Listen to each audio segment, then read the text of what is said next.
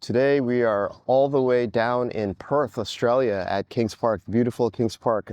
Now there's probably a good reason why you clicked on this video and you're watching this. You might be actually going through this very setup, this very situation where you're working, you may have been working for a company for a couple of years or maybe many years, right? And you feel like you're underemployed to the degree that whatever job you're doing isn't really pushing you to the limits and you're kind of getting bored and not sure like what to do next. Yet, you've got all this accumulated effort and assets that have been deferred by the company to pay you out. So you're kind of just sitting there waiting to, get to that date so you can cash in. But you realize that there's new things that they give you that you have to wait further and cash in. So there's this never-ending push-off on this, golden handcuff situation that you're stuck in. And you keep going to these corporate development programs to learn some new skill, to learn how to think like an owner, to be an entrepreneur, have startup mind-up thinking, maybe learn a new tech skill and something hot in the, market today, like some AI or data analytics or whatever it is to make you feel like you're up to speed and that you're not wasting away in the company. Yet when you come home every night and you look at yourself in the mirror, there's definitely this feeling that you're just not going anywhere and you're stuck in some kind of a rut and you're essentially unfulfilled and unhappy, yet you don't know what to do. Let me tell you, actually, you do know what to do. It's just you're afraid to do it because, again, you've devoted and invested way too much over many, many of years, and the impact of ripping yourself out of that setup is not only an impact to yourself, but an impact to your family. And so this is not an easy decision to be made. And so that's why you're kind of stuck in between a rock and a hard place and in no man's land, and may have been here for a very, very long time. And there's this thing called the Stockholm Syndrome, which is this mind-boggling phenomenon where people who were taken as hostages over in Stockholm many decades ago, there were 4 of them that were kept for over 6 days. The police were negotiating with the release. And when they were finally released, the amazing thing was when they interviewed the hostages, they were actually speaking highly and had formed a bond with their captors and actually liked them, like they wanted to protect their captors. And that really, really was a shocking surprise because, these are people who were kidnapped, right? Randomly.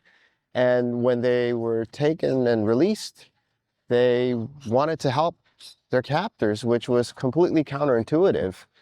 And that is actually something that goes on in the corporate world in a very similar analogy, which is quite as astonishing and something I want to bring up today. The most insidious part about this whole corporate hostage setup is the fact that you're not even aware that it's going on and you've convinced yourself that there is actually no problem and that you aren't being held hostage. And I can tell you in that building over there, here in the central business district of Perth, how many people are in that, how many workers are in that building right now, right here, who have basically been brainwashed into corporate hostages and are stuck there? I would imagine quite a few. Many people have a long-standing career in their corporate job, and many of them are called what we know as lifers, meaning they go in and they work for many decades and then they retire. And corporations, they have all kinds of programs to keep the people, the workers, happy. So they have incentive programs. Many of them are delayed. So, they're known as golden handcuffs, basically.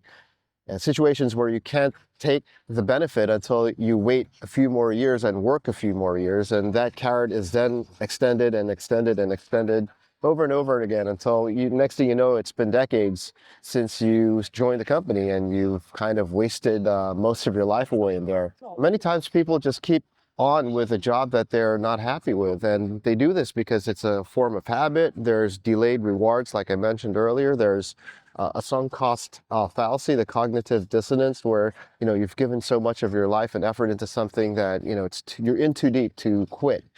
And the fear of quitting and the unknown of trying to find another job or a different occupation, these things all put together lead to people to just take the safe route and just stay at a job that they might not be really into, wasting away most of their lives. You see, most people are petrified the moment they step into their office.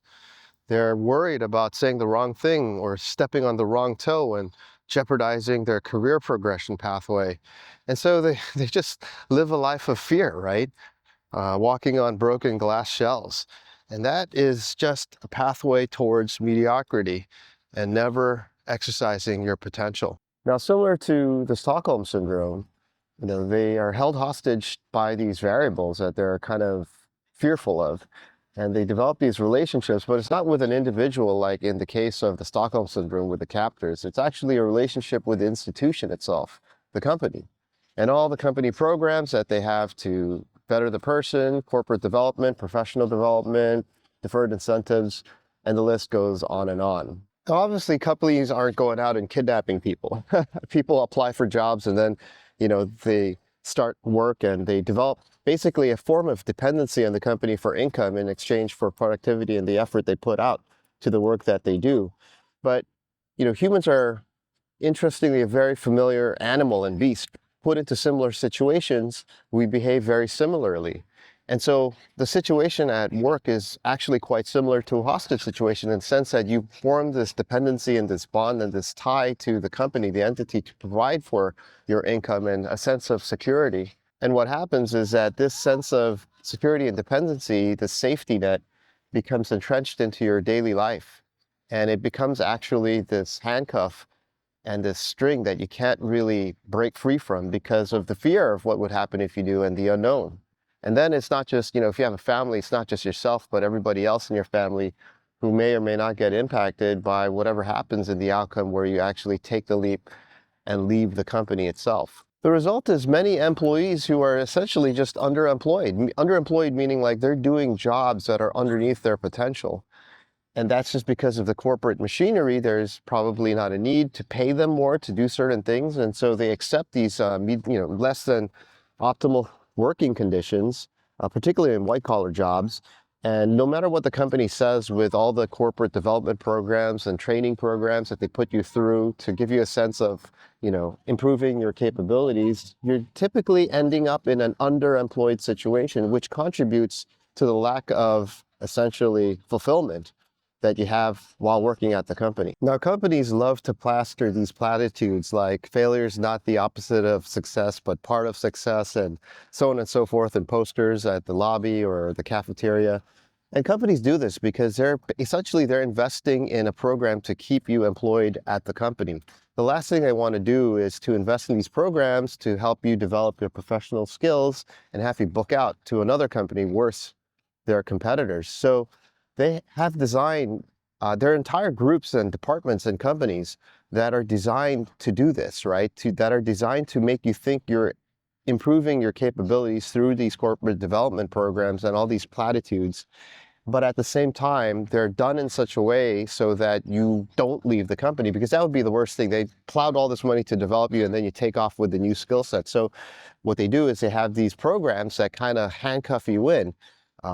Such as retirement programs or deferred payment or bonus incentive programs, and the list goes on. And they've gotten it down to a science, right? They know exactly what to do and how much to pay and how much to give out in order to keep you locked into the position that you're in. And even if you might be developing your corporate skill set, does that promotion come? Not necessarily, right? However, you might get a title change without a bump up in employment pay and all these other machinery that they figured out over basically a bunch of decades since World War II on how to retain people are making them feel like they're improving and getting somewhere in their life. Here's an example of an award video. Of course, they have entire departments dedicated to this that they created for an award they won for Best Employer of the Year. And across companies, they have these awards as well to make a case for why they should exist. And, it's all attributed towards their best practices and talent, strategy, I've forgotten, are their culture, compensation, benefits. Like I said, they have it down to a science, and they know how to just keep you at your job without booking out through all these different types of programs. And, these are the people who are the masterminds who have concocted the formula to keep you in for goods. Now, there's only two pathways out of this setup. One is a passive pathway, which means basically you sit back and you don't do anything. You just continue going through the motions. And eventually what happens in this case is At some point in time, and it could take a while, something breaks.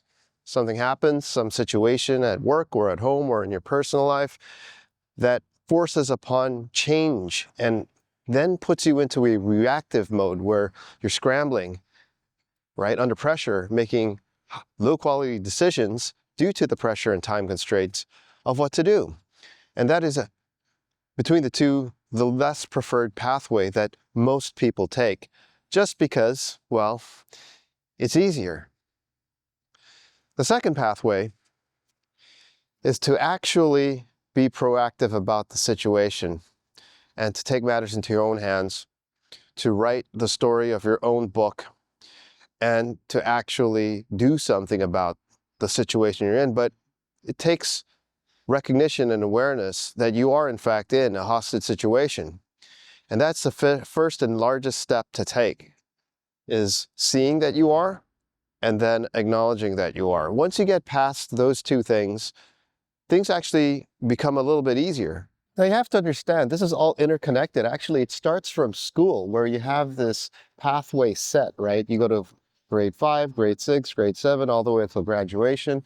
And then you enter the corporate world and there's a similar ladder that you have to climb, except it's not in school anymore. The ladder is ascension in the department, right? So you're an analyst, you're a senior analyst, you're assistant vice president, senior vice president, director, managing director, blah, blah, blah, and it goes on. So again, it's this treadmill that continues from school and magically fits into the corporate world for you to keep climbing and climbing. And this pathway has been set, and you've been told since you were a little kid that this is the pathway, right? And you need to stick to this pathway and really like hunker down and give it all you have to start climbing the pathway. Otherwise, you're going to fall off the ladder, and that's basically going to be it.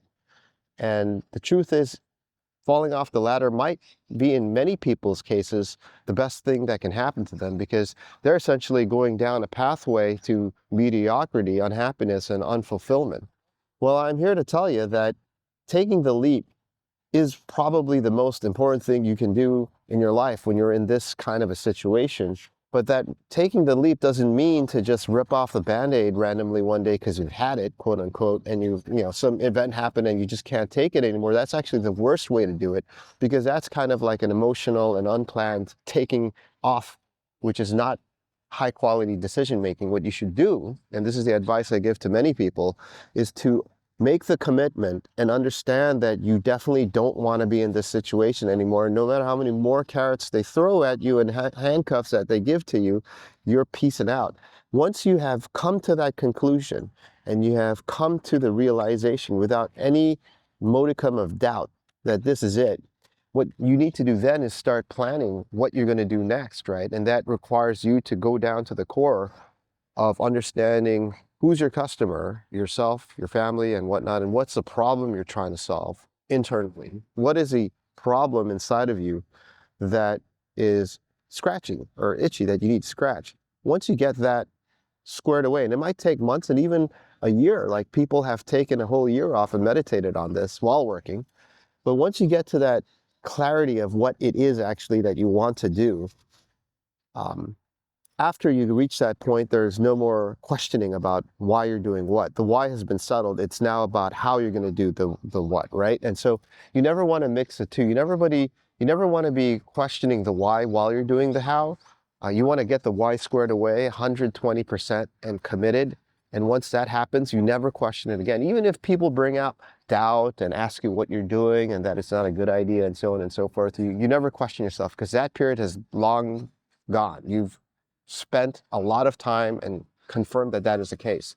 And all you're doing really at this point is executing and doing the how. And then your head's down and focused on that. And that could include planning, figuring out different income streams, figuring out different skill sets to get you to those income streams, perhaps looking at different places to go, not just staying in the same city or even country that you're in, and taking all these things into consideration and mapping out a plan, right? That over time you prepare for until you get to the point where you have prepared and you are ready to make the leap. And it's at that point you do make the leap, which is exactly what I've done multiple times in my life. And it's always worked out for the better when I look back. Sure, there was some difficulty and challenges in the beginning, but in the end, it's always worked out in a very good way. And this is the advice that I would give to anybody who's in this similar situation and not become a hostage, or worse, a hostage with Stockholm syndrome, where you don't even know what's going on and you actually misappropriate your trust and positive attitude embracement of your captor, which is the worst thing that could happen, because that is how decades will go by without you understanding what's going on. And when you finally wake up because something happens and they fire you, or you just retired because you're too old, or some event or shock causes you to leave, at that point it's too late. It's too late to all of a sudden figure it out on the flip of a dime. And so that's why my advice is to take the time to understand the why, and then focus on the how, and don't fall into the trap of becoming a corporate hostage. Peace out from Australia. I'll probably be heading back to another country soon, and I'll see you at the next episode. Kings Park is a beautiful place, no doubt. But dude, look at that. It's a well-worn sock.